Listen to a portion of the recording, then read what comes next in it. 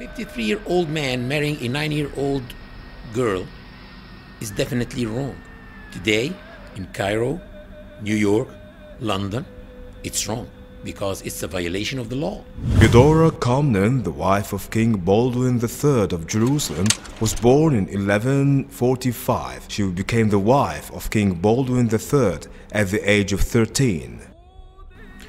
But maybe today, in some other parts of the world, is not wrong because it's not violating the law or the customs and traditions of people. And maybe in those three cities, Cairo, London, or New York, few centuries ago, it was not wrong because it was not violating anything too.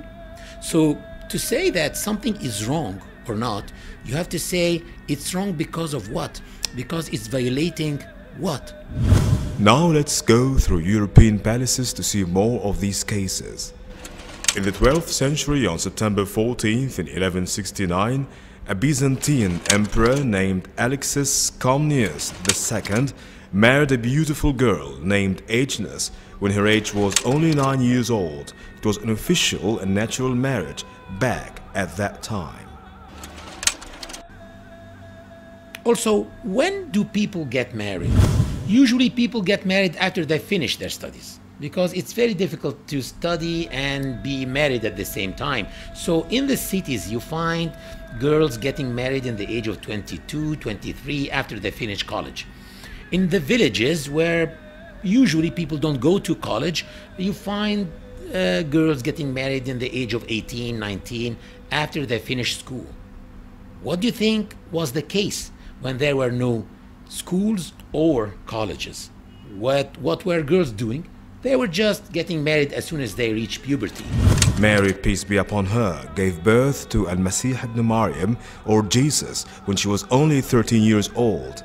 Actually, today, after 1500 years, you find in the US girls getting married by the law at the age of 13. In New Hampshire, the age of marriage starts at 13 years old for girls by the consent of their parents.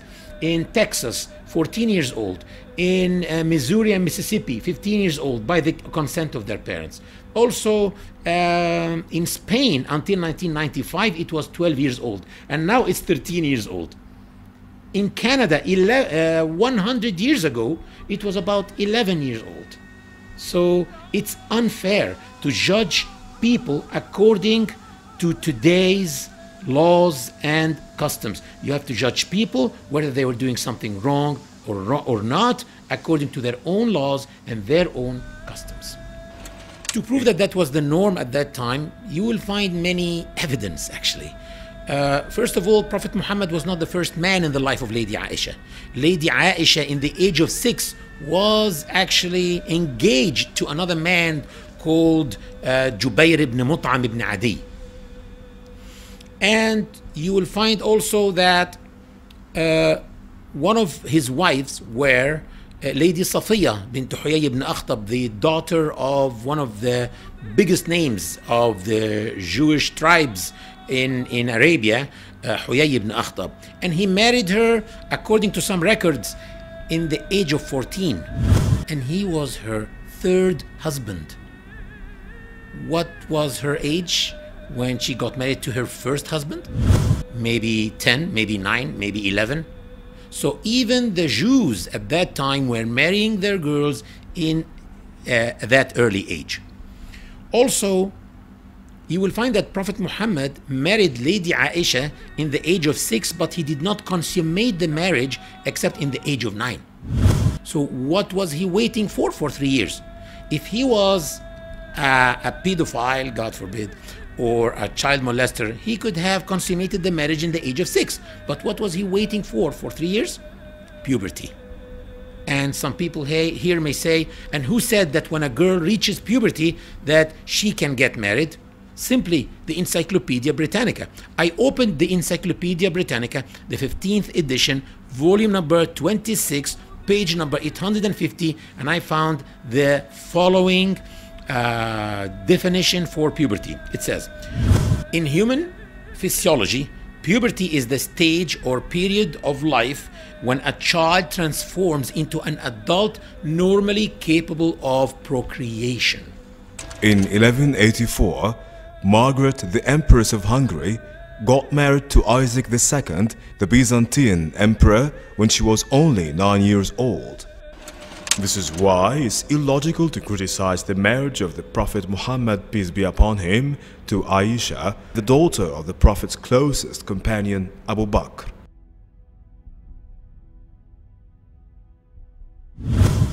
One may ask himself, did Prophet Muhammad, peace be upon him, had any enemies?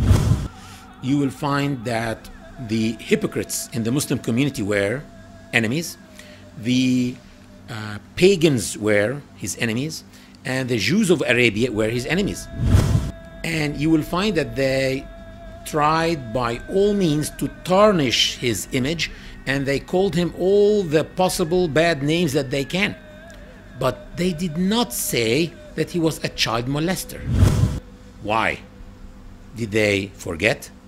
That would have been an excellent way to damage this man and this new religion, but they never used it because simply it was the norm to get married to girls at that age at that time.